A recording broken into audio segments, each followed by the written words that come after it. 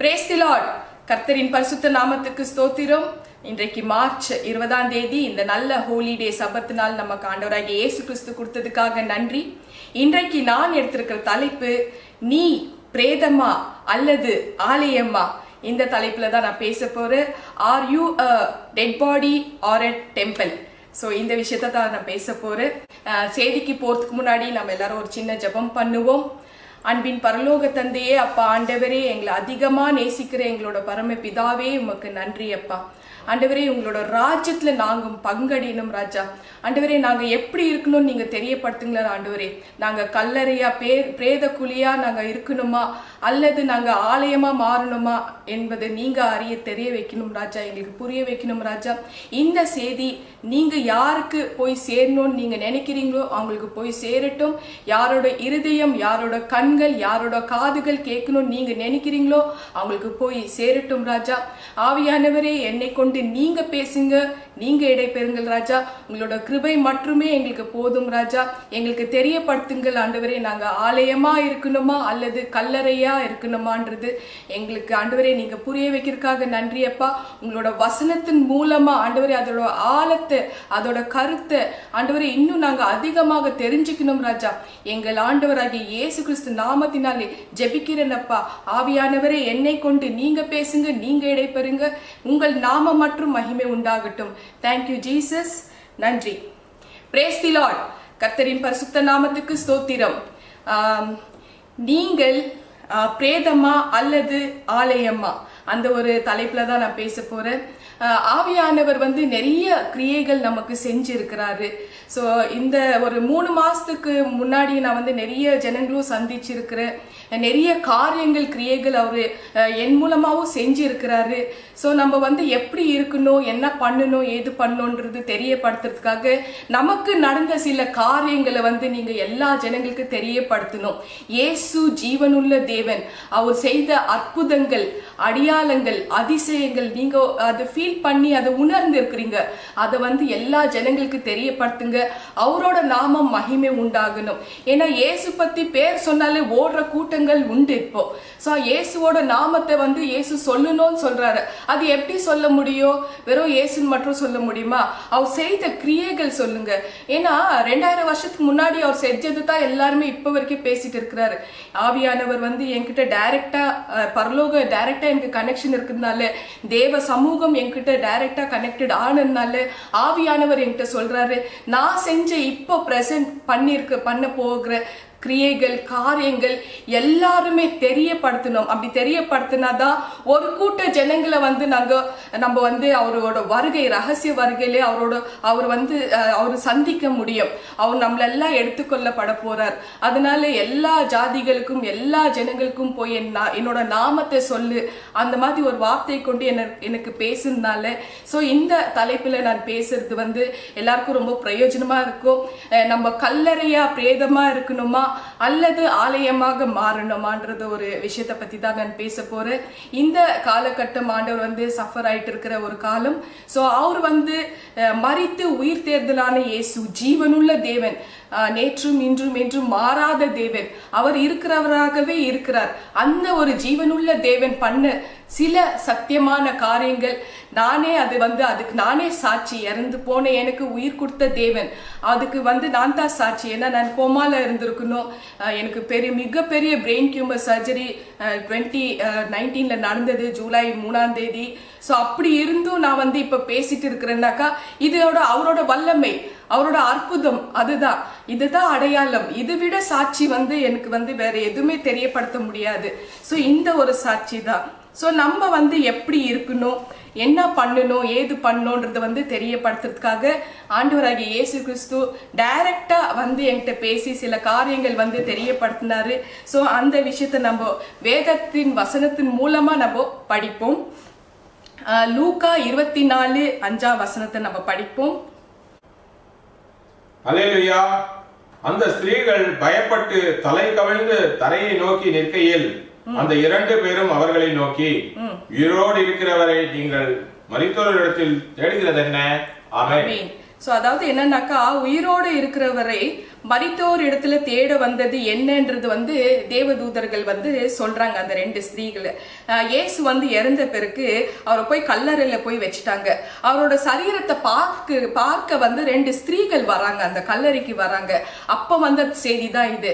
உயிரோடு இருக்கிறவரை மரித்தோர் இடத்துல தேட வந்தது என்ன, அந்த மாதிரி ஒரு கேள்வி கேட்கிறாங்க. கல்லறையில அவர் இல்ல, ஏன்னா அவர் உயிரோட இருக்கிறாரு.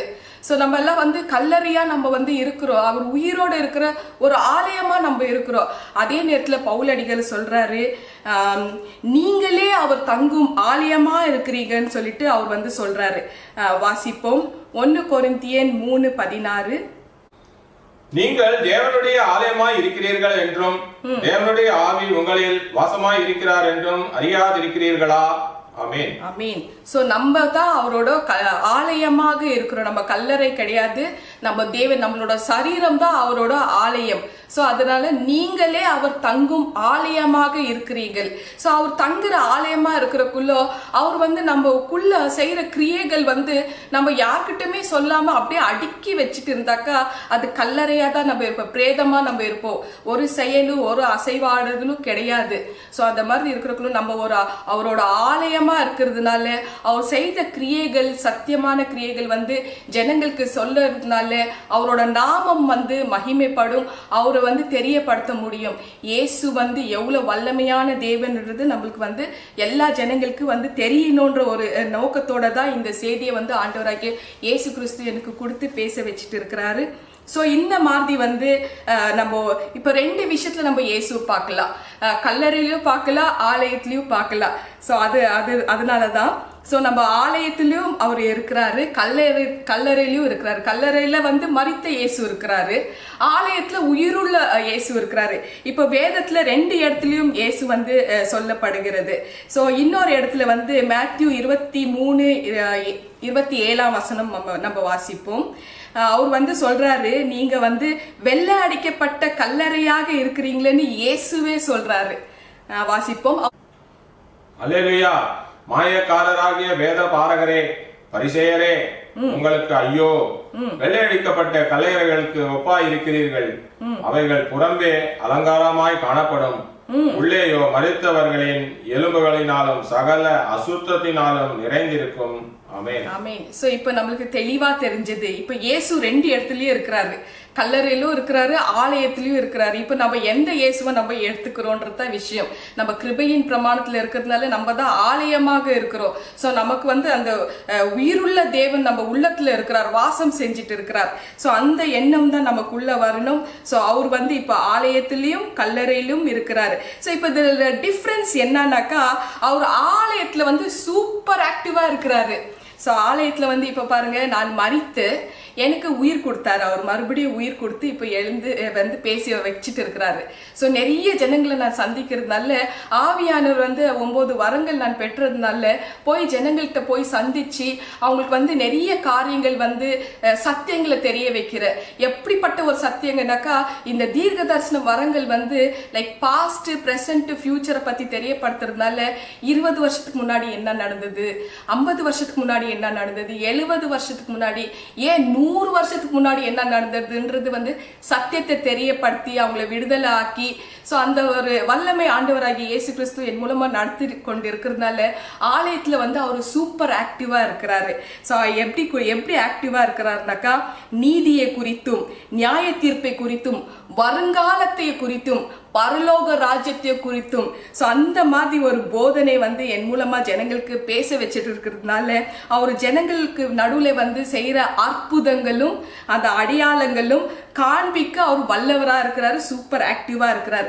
அதனால வந்து யாருக்கெல்லாம் அவரோட கிரியைகள், அவரோட வல்லமைகள், அவரோட அற்புதங்கள் நீங்க ரிசீவ் பண்ணி உணர்ந்து இருக்கிறீங்கோ, தயவு செஞ்சு வாயை திறந்து நீங்க சாட்சிகளை சொல்லுங்க. அப்பதான் அவரோட நாமம் வந்து மகிமைப்படும். ஒருவேளை நீங்க சாட்சி சொல்லாவிட்டா நீங்க பிரேதமா இருப்பீங்க, உங்களால ஒரு பிரயோஜனமும் இருக்காது. ஸோ அதனால அவரோட நாமம் உயர்த்தப்படணும்னாக்கா உங்களோட காரியங்கள், உங்களுக்கு நடந்த அற்புதங்களை நீங்க சொல்லுங்க. அவ்வளவுதான். நீங்க வந்து அதுக்கு பேரு வந்து சொல்லித்தான் சொல்லணும்னு இல்லை, ஒரு ஜென்ரலா எங்களுக்கு இந்த மாதிரி வந்து நடந்தது, அந்த மாதிரி ஜென்ரலா சொல்லுங்க. அவரோட நாமம் மகிமைப்படணும். இல்லைன்னா நீங்க பிரேதமா மாறிடுவீங்க, உங்களால ஒரு பிரயோஜனம் கிடையாது. ஏன்னா கல்லறையில வந்து இயேசு கல்லறை பிரேதமா இருந்தாக்கா அவங்க வந்து சைலண்டா இருப்பாங்க, அவங்களுக்கு ஒரு உணர்வு ஒண்ணுமே இருக்காது, பிரேதமா இருப்பாங்க. ஆனா ஆலயமா இருந்தா தான் அவரோட கிரியைகள் வந்து காண முடியும், ஜனங்களுக்கு அத்தனை பேருக்கு பிரயோஜனமா இருக்கும். சோ நமக்குள்ள வாசம் பண்ணுகிற பரிசுத்த ஆவியானவரின் கிரியை இதன் அடிப்படையில தான் இருக்கு. நமக்குள்ள வாசம் பண்ணுகிற அந்த பரிசுத்த ஆவியானவரின் கிரியை. ஸோ இந்த கிரியை தான் நீங்க எல்லாருமே சொல்லப்படணும். ஸோ எப்படி அவர் வந்து எப்படி நம்ம ஆலயத்தை வந்து நம்மளோட சரீரத்தை எப்படி நம்ம பார்த்து கொள்கிறோம் அதன் அடிப்படையில தான் இருக்கு. நம்ம வந்து பரிசுத்தமா நம்மளோட சரீரத்தை வைத்து கொண்டிருந்தா நம்ம வந்து உலகத்தில் உள்ள இச்சைகளுக்கோ ஆசைகளுக்கோ பொருள் ஆசைகளுக்கோ எதுலமே அதை சொல்லிட்டே போலாம், அதுக்கு நம்மளோட சரீரத்தை வந்து அதுக்கு ஒட்டாம நம்ம இருதயத்தை அதுல ஒட்டாம நம்ம பாதுகாப்பா பார்த்து கொண்டு இருந்தா அந்த ஒரு சரீரத்தை அந்த ஒரு ஆலயத்துல வந்து நமக்கு வந்து பரிசுத்த ஆவியானவரின் வழி நடத்துதல் இருக்கும், பரிசுத்த ஆவியானவரின் வெளிப்பாடுகள் இருக்கும், பரிசுத்த ஆவியானவரின் நடத்துதல் இருக்கும். சோ இப்படி ஒரு சரீரத்தை வந்து நம்ம தயார்படுத்திக்கணும், அது ஆலயமா மாத்திக்கணும், கல்லறையா மாத்தக்கூடாது. ஒருவேளை அது கல்லறையா இருந்தா சோ அந்த ஒரு பட்சத்துல வந்து நம்ம வந்து செத்த காரியங்களுக்கு நம்ம இடம் கொடுத்தா, இஷ்டம் போல காரியங்களுக்கு நம்ம இடம் கொடுத்து நம்மளோட சரீரத்தை வந்து அதுக்கு வந்து ஒரு கல்லறையா நம்ம மாத்திட்டோம்னா அங்க என்ன தெரியுமா இருக்கும், பாவங்கள் இருக்கும். சோ உங்களோட உயிரோட உங்களோட சதையான இருதயம் வந்து கல்லாகவே மாறி துணிகரமான பாவத்துக்கு வந்து பண்ண உங்களுக்கு தூண்டி கொண்டே இருக்கும். அதுல ஆட்டோமேட்டிக்கா நீங்க விழுந்துடுவீங்க. அந்த மாதிரி ஒரு காரியத்தை வந்து நீங்க கல்லறையா உங்களோட சரீரத்தை மாத்திக்கணும். சோ நீங்க ஆலயமாக மாத்திக்கினா வருங்காலத்துல எல்லா ஜனங்களுக்கு வந்து நீங்க ஒரு வழிகாட்டியா இருப்பீங்க. அவரோட கிரியைகள் வந்து சொல்ல நீங்க உற்சாகத்தோட அவரோட நாமத்தை சொல்ல சொல்ல உங்களுக்கு இன்னும் அதிகமான ஒரு காரியங்கள் உங்களோட லைஃப்ல நடந்து கொண்டே இருக்கும். சோ ஜனங்களுக்கு நீங்க போய் சொல்லும் காரியங்கள் வந்து உங்களை வைத்து அவர் வந்து எல்லா காரியங்கள் வந்து ரொம்ப பயங்கரமா இருக்கும். அவர் செய்யற போற காரியங்கள் அடுத்தடுத்து செய்யற போற காரியங்கள் வந்து ரொம்ப பயங்கரமா இருக்கும். ஒரு பிரதர் வந்து லைக் அவரு ஒரு 3rd ஸ்டேஜ்ல இருந்தாரு. அவரு வந்து ஸோ அவங்களுக்கு போய் நான் ஜெபம் பண்ணி எல்லாம் முடிச்ச பிறகு அவர் கொஞ்சம் விடுதலை ஆனாரு, சம்பூர்ண விடுதலை ஆனாரு. அவருக்கு சொல்லிட்டு வரும், நீங்க போய் சாட்சிய சொல்லுங்க, எனக்கு சுகம் கொடுத்த தேவன் இயேசு பத்தி சொல்லுங்கன்னு. ஸோ அவருக்கு எவ்வளோ தடனாக்கா அவரால் போக வந்து முடியவே இல்லை. நான் போறேன்னு சொல்றாரு, ஏதோ ஒரு காரணத்துல வந்து ஒரு தடை ஆயிட்டே இருக்கு. அவர் போய் சொல்லதான் இன்னும் அதிகமா ஒரு எனர்ஜி உற்சாகம் வரும். இப்ப பாருங்க, ஒரே மாசத்துல வந்து ஜூலை 3rd சர்ஜரி ஆகி ஒரே மாசத்துல நான் ரிகவர் ஆகி மலேசியாவுக்கு வந்துட்டேன். ஸோ வந்த பிறகு செப்டம்பர் 14 அதே வருஷம் 2019ல நான் ஞானஸ்தானம் எடுத்துக்கின்னு ஒவ்வொரு சபைக்கும் போய் அது ரிகவரிங் டைமு. நான் படுக்கணும்னு நினைச்சிருந்தாக்கா பெட்லயே அப்படியே படுத்திருந்துக்கலாம். அது எனக்கு வந்து அது ரிகவரி டைமு. 50 ஸ்டிச்சஸ்க்கு மேல தலையில தையல் போட்டிருக்கிறாங்க, 1 கிலோக்கு மேல அந்த கியூமர் கட்டி எடுத்து வச்சிருக்கிறாங்க.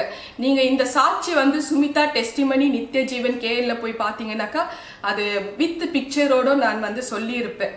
சோ அந்த மாதிரி ஒரு காட்சிகள். சோ அப்படி இருக்கிறக்குள்ள ஒவ்வொரு சபைக்கும் நானே வாலண்டரியா போய் வந்து என்னோட சாட்சிகள் சொல்ல சொல்ல சொல்ல சொல்ல எனக்குள்ள ஒரு ஒவ்வொரு டைமும் ஒரு அதிகமான ஒரு பலன், ஒரு உற்சாகம், ஒரு தெம்பு அது வர வர வர வர எனக்குள்ள வந்து எனக்கு அந்த மாதிரி ஒரு எனர்ஜி வந்து ஒரு பர்ஃபெக்டான ஒரு எனர்ஜி எனக்கு ஆக்கி கொடுத்து அந்த தேவனுக்கு ஸ்தோத்திரம். ஸோ ஒவ்வொரு தடவை நான் சொல்றக்குள்ள எனக்கு அதிகமான பலன் வந்துட்டு இருக்கு. ஸோ அதே நேரத்தில் வந்து உங்களுக்கு ஒரு டெலிவரன்ஸ் ஆனாக்கா நீங்க போய் சாட்சிகளை சொல்ல சொல்ல உங்களுக்கு அதிகமான உற்சாகம் பலம் ஆண்டவராகிய இயேசு கொடுக்க வல்லவரா இருக்கிறாரு. இல்லைன்னா மறுபடியும் நீங்க வந்து பிரேதமா மாறிடுவீங்க.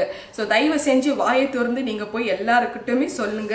சோ அப்படி சொல்றதுனால உங்களை வைத்தே அவர் வந்து அடுத்த ஜனங்களுக்கு செய்ய போற காரியங்கள் ரொம்ப பயங்கரமா இருக்கும். அந்த ஒரு பிளெஸிங்ல நம்ம வரணும். சோ அந்த ஒரு காரணத்துக்காக தான் அவர் வந்து நான் செஞ்ச காரியங்கள் நீங்க போய் சொல்லுங்கன்னு அவர் சொல்றாரு. நம்ம பிரேதமா மாறாம நம்ம சரீரத்தை ஒரு ஆலயமாக நம்ம வச்சுக்கணும். ஸோ நம்ம வந்து அடுத்த ஜனங்களுக்கு வந்து நம்ம பிரயோஜனமா இருக்கணும். ஸோ நம்மளால எவ்வளவு பிரயோஜனமா இருக்குமோ அவ்வளவு பிரயோஜனமாக நம்ம இருக்கணும். இல்லைன்னா நம்ம அவர் செஞ்ச கிரியைகள் காரியங்கள் வந்து நம்ம சொல்லாவிட்டா எந்த ஜனங்களுக்கு உங்களால பிரயோஜனமும் இல்லை, ஆண்டவராக இயேசு கிறிஸ்துக்கு உங்களால பிரயோஜனமும் இல்லை. ஸோ அந்த மாதிரி ஒரு சூழ்நிலைக்கு நீங்க வராதீங்க. ஸோ இப்போ வந்து இந்த ஒரு காரணத்தை வந்து தெரிஞ்சுக்கணும். இந்த பிசாசு தந்திரமா என்னத்த பண்றான்னாக்கா, ஒரு இந்த தேவ பிள்ளைகளுக்கு வந்து சாட்சிகளே சொல்லாதபடி சில வந்து ஒரு தடைகள் பண்ணுவா. இப்போ தேவ பிள்ளைகளுக்கு வந்து நீ கிருபையின் பிரமாணத்துல இருக்கிற, அதனால வந்து நீ வந்து எப்படியோ வேணுமனா வாழலாம், ஏன்னா உன்னோட சரீரம் வந்து நீ வாழணும், நீ வந்து நீ உன் இஷ்டம் போல நீ வாழு, ஏன்னா இயேசு வந்து உனக்காக மரித்தாரு, ரத்தம் சிந்தனாரு, உயிரே கொடுத்தாரு, ஸோ அதனால உனக்கு இஷ்டம் போல வாழுன்னு சொல்லிட்டு அந்த மாதிரி ஒரு தாட்ல வந்து ஜனங்களுக்கு வந்து அவனே ஒரு சிந்தனையை கொடுத்து, தப்பான சிந்தனை கொடுத்து வைத்திருக்கிறாங்க. இப்ப வந்து பழைய ஏற்பாட்டுல சங்கீதம் 48:9 ஆலயத்திலே உம்முடைய கிரியையே நாங்கள் சிந்தித்து கொண்டே இருக்கிறோம். ஆலயத்துல அவரோட கிரியையே நாங்க சிந்தித்து கொண்டே இருக்கிறோம்னு சொல்லிட்டு தாவீது சொல்றாரு. அது என்ன சிந்தை? சோ இது தாங்க ஆலயத்துல அவரோட கிரியையை அவங்க சிந்தித்து கொண்டே இருக்கிறாங்க. வாசிங்க. தேவனே, உமது ஆலயத்தின் நடுவிலே உமது கிருபையை சிந்தித்துக் கொண்டிருக்கிறோம். ஆமென். ஆமென். சோ இந்த கிருபையை வந்து அவங்க சிந்தித்து கொண்டே இருக்கிறதுனால இந்த கிருபையின் பிரமாணத்தை வந்து பிசாசு தந்திரமா பயன்படுத்தி நீங்க கிருபையின் பிரமாணத்துல இருக்கிறீங்க, நீங்க மனம் போல இஷ்டம் போல வாழுங்கன்னு தேவ பிள்ளைகளுக்கு வந்து காதுல வந்து தவறான போதனை சொல்லிட்டே இருப்பாங்க. சோ இந்த கிருபையை வந்து ஆலயத்துல அவங்க சிந்தித்து கொண்டே இருக்கிறதுக்கு காரணம் என்னன்னாக்கா, அவர் வந்து நல் வழியில வரணும், அந்த கிருபையை வந்து நல் வழியில வரணும் தான் ஆண்டவராகிய இயேசு கிறிஸ்து எதிர்பார்த்து அந்த ஆலயத்தை வந்து நீ பரிசுத்தமா வைத்துக் கொள்ளணும், அப்பதான் அந்த ஆலயத்துல அவர் தங்க முடியும். நீ கிருபையின் பிரமாணத்துல இருக்கிற, நான் இஷ்டம் போல நான் பண்ணுவேன், நீங்க வந்து அந்த ஆலயத்தை வந்து கல்லறையா பிரேதமா மாத்திட்டீங்கன்னா அந்த இடத்துல உயிருள்ள தேவன் இருக்கவே முடியாது. அவரு அந்த பிரேதமா தான் நம்ம இருப்போம். சோ அந்த கிருபைய வந்து ஆலயத்துல அவங்க சிந்தித்து கொண்டே இருக்கிறாங்க. அதே நேரத்துல சங்கீதம் 88:11 பிரேத குழி உம்முடைய கிருபையை விவரிக்குமோ, பிரேத குழி உம்முடைய கிருபையை விவரிக்குமோ. பிரேதம் என்னைக்குமே விவரிக்காது, ஏன்னா அதுக்கு உயிரே இல்லை. பிரேதத்துக்கு உயிர் எங்க இருக்கு? வாசிப்போம். சங்கீதம் 88:11. அல்லேலூயா. பிரேத குழியில் உமது கிருபையும் அழிவில் உமது உண்மையும் விவரிக்கப்படுமோ? ஆமென். சோ இதுக்கு அர்த்தம் என்னன்னாக்கா, நம்ம ஆலயமாக இருந்தாதான் கிருபை, கல்லறையா இருந்தாக்கா கிருபையே கிடையாது. சோ இதுதான் கிருபை. சோ இந்த கிருபையை வந்து மிஸ்யூஸ் பண்ணிட்டு தான் ஜனங்க வந்து நடந்துட்டு இருக்கிறாங்க. ஆண்டவர் வந்து பிதா வந்து ஒவ்வொரு நாளும் பாவிகளை பார்த்து சினம் கொண்டுட்டே இருக்கிறாங்கன்னு வேதத்துல சொல்லி இருக்கு. சங்கீதம் 7:11 ஒவ்வொரு நாளும் ரொம்ப டென்ஷன் ஆயிட்டே இருக்கிறாரா, ஒவ்வொரு நாளும் பிதா வந்து சிந்தித்து கொண்டே இருக்கிறாரா. சோ அதுக்காக கிருபாதார பலியாக தன்னோட ஒரே பேரான குமாரன்னு பூமிக்கு அனுப்பி ரத்தம் சிந்தி உயிர் கொடுத்து அவர் மரித்தாரு. சோ இத்த வந்து தந்திரமா சத்ரு என்ன பண்றான், நீ கிருபையின் பிரமாணத்துல இருக்கிற, நீ வந்து இஷ்டம் போல வாழுன்னு சொல்லி. சோ இப்ப என்ன ஆகுதுன்னா, கட்டளைகள் வந்து உடன்படிக்கை எல்லாம் முறித்து கட்டளைகள் எல்லாம் உடைத்து வாழ்ற ஒரு சூழ்நிலைக்கு வந்துட்டாங்க. அதனால வந்து சங்கீதம் 103:18 படி உடன்படிக்கையே ஃபாலோ பண்றவங்களுக்கு, கட்டளைகளை நிறைவேற்றுறவங்களுக்கு மட்டும் தான் கிருபை, எல்லாருக்குமே கிடையாது. கிருபை எல்லாருக்குமே கிடையாதுன்னு தாவீது சொல்றாரு. அதே நேரத்துல ஏசாயா 26:10 துன்மார்கனுக்கு தயவோ இல்ல கிருபை அளித்தாலோ அது பிரயோஜனமே இல்லை, ஏன்னா அவன் நீதியே கத்துக்க மாட்டான். அதனால நல்லா கவனமா கேட்டுங்க, கிருபை வந்து எல்லாருக்குமே கிடையாது, உடன்படிக்கையே ஃபாலோ பண்றவங்களுக்கு மட்டும்தான் கிருபை. சோ பிசாசு தந்திரமா உங்களை வந்து ஏமாத்திட்டு இருக்கிறாங்க. உங்களை நீங்களே ஏமாத்தி உங்களை நீங்களே வஞ்சித்து கொள்ளாதீங்க. சோ இதே நேரத்துல வந்து ஆண்டவர் வந்து சொல்றாரு சங்கீதம் 50:21 நீ செய்த ஒவ்வொரு காரியங்களும் உன் கண்ணுக்கு முன்னாடி வந்து நான் நிறுத்துவேன், எல்லா பாவங்களும் உன் கண்ணுக்கு முன்னாடி வந்து நிறுத்துவேன். ஸோ கிருபை வந்து உணர்வுள்ளவருக்கு மட்டும்தான். அதனால சங்கீதம் 119:59 வசனத்தின்படி உன் வழியை நீ சிந்தித்து கொண்டு உன் கால்களே கர்த்தரின் பக்கம் தயவு செஞ்சு திருப்புங்கன்னு வந்து வேதம் சொல்லுது. ஸோ அதனால வழியை நீங்க சிந்தித்து கொண்டு இந்த கிருபையின் பிரமாணத்தை வந்து நீங்க மிஸ்யூஸ் பண்ணாதீங்க. ஸோ உங்களுக்கு வந்து துணிகரமான பாவம் செஞ்சா கிருபை எல்லாம் கிடையாது. அது கிளியரா வந்து நீங்க புரிஞ்சுக்கணும். ஸோ இதனால வந்து இந்த பிசாசு கொடுக்குற தந்திரமான காரியங்களுக்கு ஒரு நாளும் நீங்க செவி கொடுக்காதீங்க. எல்லா தேவ பிள்ளைகளுக்கும் நான் தயவா சொல்றது என்னன்னா, உங்களோட சரீரத்தை நீங்க ஆலயமா ஆக்காட்டி, சரீரத்தை வந்து நீங்க பரிசுத்தத்துக்கு ஒப்பு கொடுக்காட்டி, நீங்க என்னதான் பாட்டு பாடினாலோ வர்ஷிப் பண்ணாலோ ஏசு ஏசுன்னு சொன்னாலும் அது வந்து ஒரு கிரியையும் செய்யாது. எந்த ஜனங்களுக்கும் அது பிரயோஜனமும் இருக்காது. எந்த ஜனங்களுக்கு நடுவே அது வந்து ஒரு கிரியையும் கொண்டு வராது. எக்ஸாம்பிள் என்னன்னாக்கா, ஏசு கிறிஸ்து ஆலயத்துல ஒரு கூட்ட ஜனங்களை வந்து சந்திக்கும் போது அந்த ஜனங்க வந்து வெறுமையா போகல, எல்லா அதிசயங்களும் அற்புதங்களும் லைக் அனுபவிச்சுட்டு அந்த உணர்ந்து தான் போனாங்க. அதே நேரத்துல கல்லறையில வந்து 2 ஸ்திரீகள் வெறுமையா போனாங்க. உயிரோட இருக்கிறவரை மருத்துவர் இடத்துல தேட வந்தது என்ன? அதே தாங்க நமக்கும். நீங்க வந்து ஆலயமா மாறினாதான் உங்களோட சரீரத்துல ஆவியானவர் கிரியை செய்வாரு. அது அடுத்தவங்களுக்கு பிரயோஜனமா இருக்கும். இல்லைன்னா நீங்க பிரேதமா நீங்க இருப்பீங்க. ஸோ இதனால வந்து ஒவ்வொரு காரியத்தையும் நீங்க வந்து கவனமா பார்த்து நடுங்க. ஸோ இந்த மாதிரி ஒரு ஆலயத்தை நீங்க இருக்கணும் தவிர கல்லறையா இருக்கக்கூடாது. சரி, இப்ப நீங்க சொல்லலாம், சரி நான் வந்து கிருபையின் பிரமாணத்துல இருக்கிறேன், ஆனாலும் வந்து நான் பாவம் தெரியும், அது நான் துணிகரமா தான் செஞ்சுட்டு இருக்கிறேன், ஆனாலும் ஜனங்களும் என்னை வந்து லைக் பண்றாங்க, ஃபாலோ பண்றாங்க, என்னோட மெசேஜுங்கெல்லாம் கேட்குறாங்க, என்னோட பாடலுக்கு வந்து அவங்களும் ஆடல் பாடல் டான்ஸ் எல்லாம் ஆடி என்னை உற்சாகப்படுத்துறாங்க. கண்டிப்பா உங்களை உற்சாகப்படுத்துவாங்க. ஏன்னா நீங்க நீதியை குறித்தும் நியாய தீர்ப்பை குறித்தும் கண்டித்து உணர்த்தலனாக்கா நீங்க வந்து இந்த மாதிரி சூழ்நிலையிலும் இந்த மாதிரி போதகரை வந்து தேடிட்டு வருவாங்கன்றது 2000 வருஷத்துக்கு முன்னாடி ஏற்கனவே வேதத்துல எழுதி வச்சிருக்கு.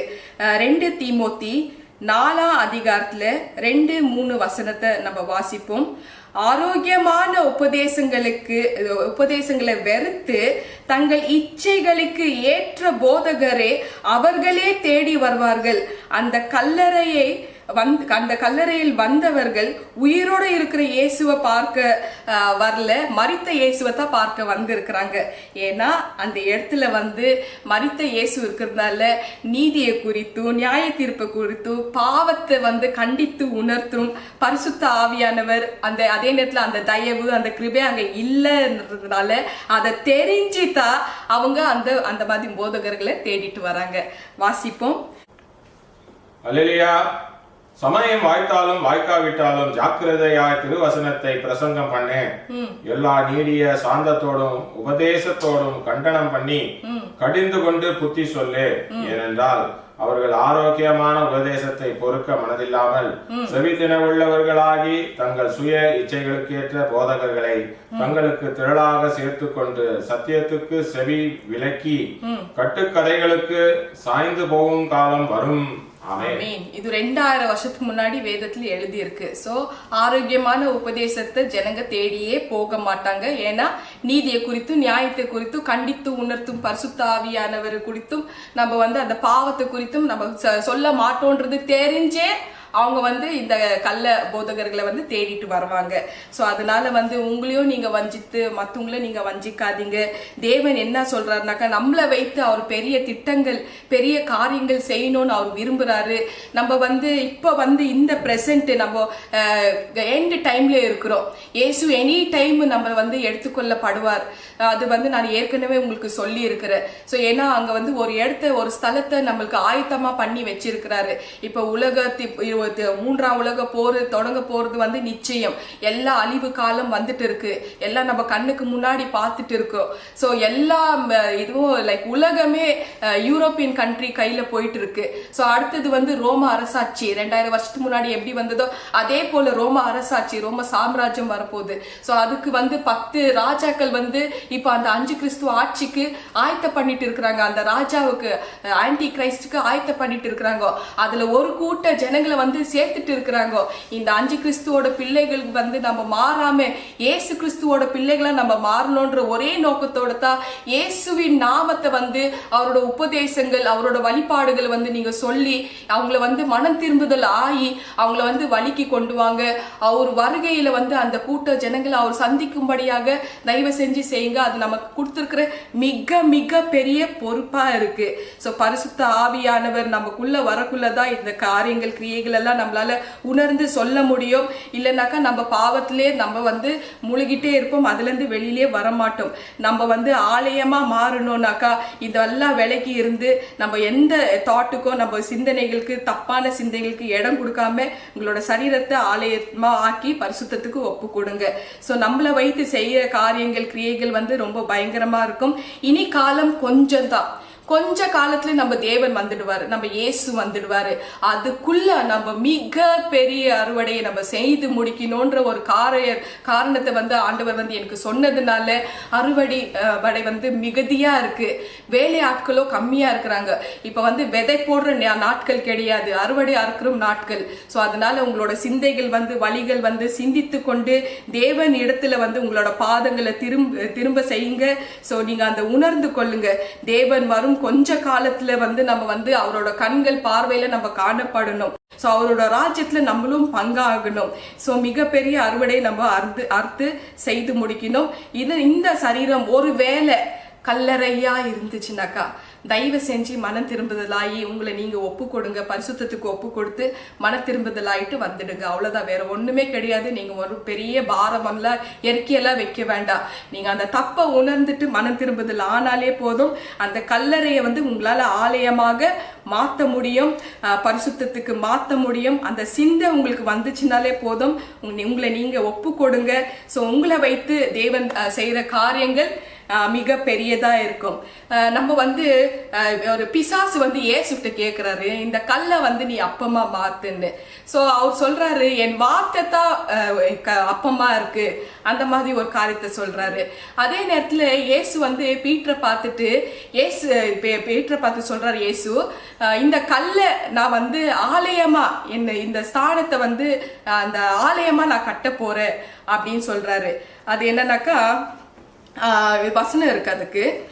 மேத்யூ 16:18 இயேசு வந்து பீட்டர் கிட்ட இயேசு வந்து சொல்றாரு, இந்த கல்லின் மீது என் சபையை கட்டுன்னு. சபைன்றது வந்து ஒரு ஸ்தானம், சபையை கட்டுன. அந்த பிசாசு வந்து சொல்லுது, இந்த கல்லை நீ அப்பமாக்குன்னு இயேசுட்ட சொல்லுது. சோ இயேசு சொல்றாரு, என் வார்த்தை தான் அப்பமா இருக்குன்னு.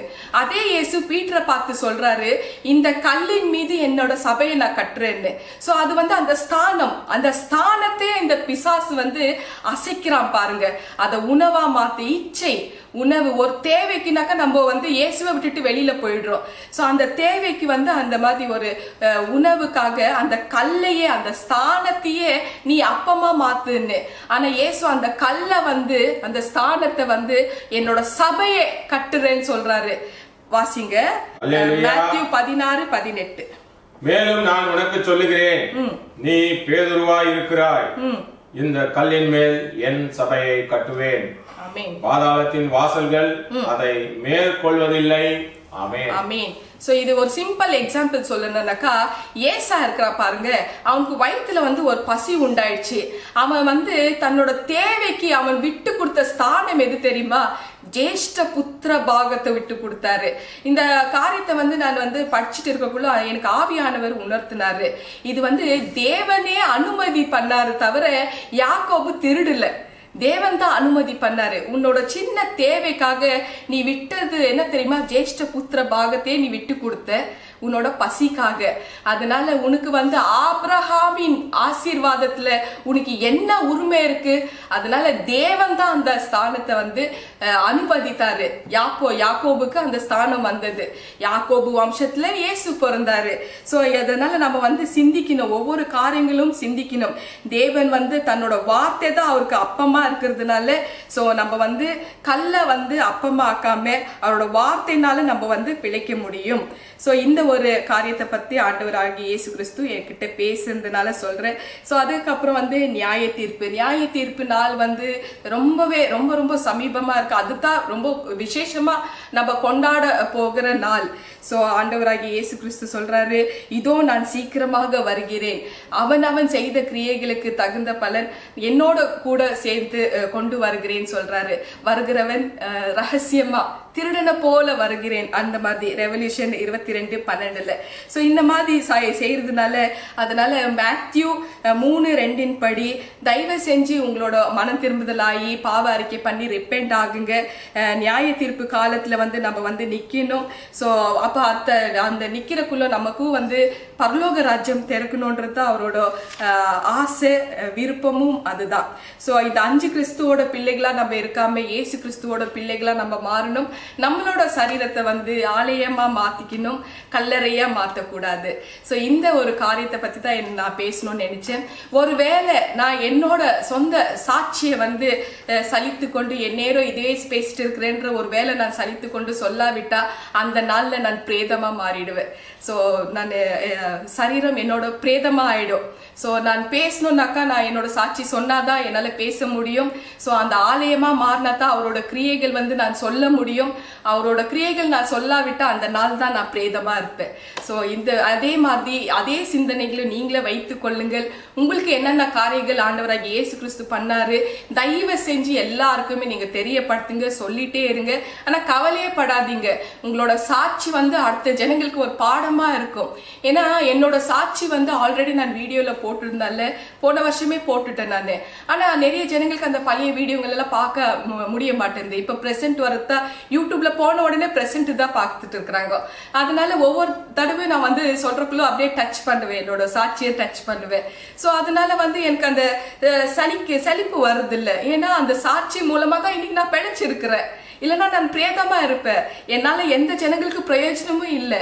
நான் இப்ப பேசிட்டு இருக்கிறது நான் மரித்து போன எனக்கு என் தேவன் உயிர் கொடுத்திருக்கிறார், என் மகளுக்கு உயிர் கொடுத்திருக்கிறார். அதுதான் நித்திய ஜீவன்ல என்னோட 2 குழந்தைங்க உயிரோட இருக்கிறாங்க. ஸோ அதை பத்தி நான் சொல்லனாக்கா அப்ப நான் பிரேதமா தான் இருப்பேன். என்னை வச்சு எந்த ஜனங்களுக்கு பிரயோஜனமே இருக்காது. ஸோ அதனால நீங்களும் உங்களோட சாட்சிகள் சொல்லுங்க, பிரேதமா மாறிடாதீங்க. நீங்க எப்போ உங்களோட சாட்சி நிறுத்துறீங்களோ அந்த நேரத்துல நீங்க பிரேதமா இருப்பீங்க. நீங்க ஆலயமா மாறினாதான் உயிருள்ள தேவனை நீங்க தரிசிக்க முடியும், பார்க்க முடியும். அவர் உங்களை வைத்து செய்யும் போற காரியங்கள் பயங்கரமா இருக்கும். ஸோ இந்த செய்தி எல்லாருக்கும் பிரயோஜனமா இருக்கும் நான் கர்த்தருக்குள்ள விசுவாசிக்கிறேன். Thank you Lord Jesus Christ. நன்றி அப்பா, நன்றி தகப்பனே, நன்றி ராஜா. ஆண்டவரே, பரலோகத்தில் இருக்கிற எங்கள் பரமபிதாவே உமக்கு நன்றி அப்பா. ஆண்டவரே, இந்த வார்த்தை கொண்டு ஆண்டவரே நாங்க கல்லறை பிரேதமா இல்ல ஆலயமான்ற ஒரு விஷயத்தை பத்தி என்னோட நீங்க பேசுனதுக்காக நன்றி அப்பா. இந்த செய்தி அநேகருக்கு பிரயோஜனமா இருக்கும் நான் விசுவாசிக்கிறேன் ராஜா. இதுக்கு மேல ஆண்டவரே நீங்க செய்த காரியங்கள் ஒவ்வொன்றும் ஆண்டவரே வலு கட்டாயமா அவங்களே எல்லாருமே சொல்லுவாங்க. ஆண்டவரே, நான் எப்படி சொல்றேனோ அதே போல எல்லாரும் என் தேவன் என் இயேசு இந்த மாதிரி காரியங்கள் எனக்கு அற்புதங்கள் செஞ்சிருக்கிறார், எனக்கு சுகம் கொடுத்திருக்கிறார், எனக்கு பிசாசுலிருந்து விடுதலை ஆக்கி இருக்கிறார், எனக்கு எல்லா விதத்திலும் பிசினஸ்ல எல்லா விதத்திலும் படிப்புல எல்லா விதத்திலும் எனக்கு அற்புதங்கள் செஞ்சிருக்கிறார். வேலை விஷயத்திலும் அநேக காரியங்களும் எனக்கு அற்புதத்தை செஞ்சிருக்கிறார். என் இயேசு நல்லவர், அவர் உயிருள்ள தேவன், அவர் மகிமை மேல மகிமை அடைகிற தேவன். அவர் உயிருள்ள இருக்கிறதுனால எனக்கு இதெல்லாம் காண முடியுது, பார்க்க முடியுது. அற்புதங்கள் வல்லமை என்னால பார்க்க முடியுதுன்ற ஒரு உணர்வு ஆண்டவரை எல்லா ஜனங்களையும் நீங்க பயன்படுத்தி சொல்லும்படியாக நான் ஜெபிக்கிறேன் அப்பா. ஆண்டவரே, உங்களோட நாமம் மகிமைப்படட்டும் ராஜா. நீங்க வருகையில ஆண்டவரே உங்களோட ராஜ்யத்துல ஆண்டவரே எங்களையும் நீங்க சந்திக்கும்படியாக செய்யணும் ராஜா. நாங்க உங்களோட ராஜ்யத்துல நாங்க பங்கடையணும் ராஜா. ஆண்டவரே, கடைசி நேரத்துல ஒரு கல்லன் உங்களை பார்த்து ஆண்டவரே நீங்க யூதர்கள் ராஜாதான், ஆனாலும் ஒரு நாள் வரும் அந்த ராஜ்யத்துல நான் என்னையும் நீங்க நினைத்தரலும் அந்த ஒரு வார்த்தை சொன்னதுனால நீங்க சொன்னீங்க ஆண்டவரே, என்னோட ராஜ்யம் வர வரைக்கும் நீ காத்திருக்கிறமா, இன்றைக்கு நீ பரதேசில் இருப்பேன்னு நீங்க சொன்னீங்க ஆண்டவரே.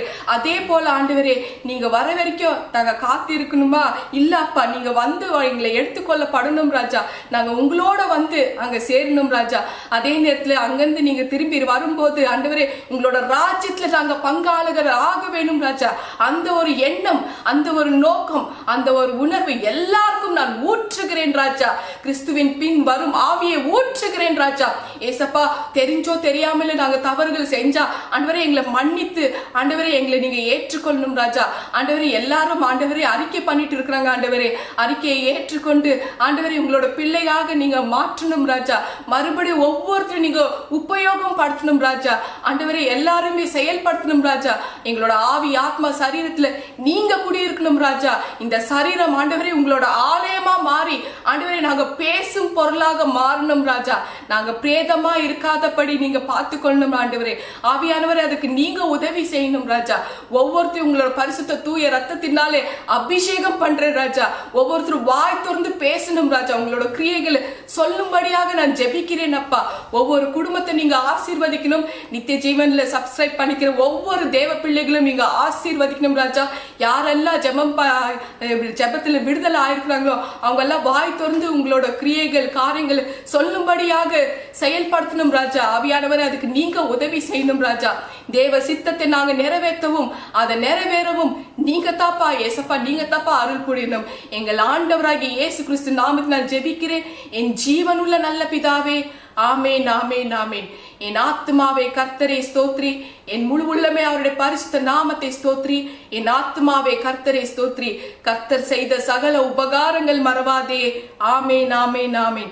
இயேசுவின் ரத்தம் ஜெயம், இயேசுவின் ரத்தம் ஜெயம், இயேசுவின் கல்வாரி ரத்தம் ஜெயம். இயேசுவின் நாமத்தினால் ஜெபிக்கிறேன் என் ஜீவனுள்ள நல்ல பிதாவே. ஆமேன் ஆமேன் ஆமேன். நம் கர்த்தராகிய இயேசு கிறிஸ்துவின் கிருபையும் பிதாவாகிய தேவனுடைய அன்பும் பரிசுத்த ஆவியானவரின் அந்யோன்ய ஐக்கியமும் நம் எல்லோரும் கூட சதா காலம் இருப்பதாக. ஆமேன் ஆமேன் ஆமேன். எல்லா துதி கன மகிமை எல்லாமே கர்த்தருக்கே சொந்தம். ஸ்தோத்திரம். ஹalleluya. praise the Lord.